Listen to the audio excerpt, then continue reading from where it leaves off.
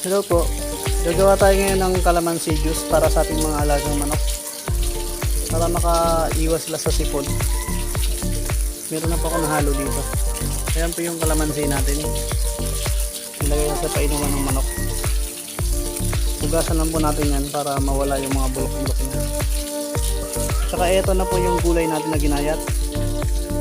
Bali kalahating sako lang po yan. Ayan ang ating kulungan.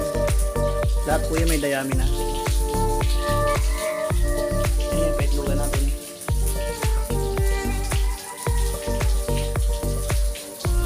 Yan lang muna po yung update natin.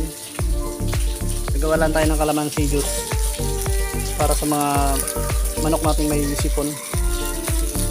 Thank you po.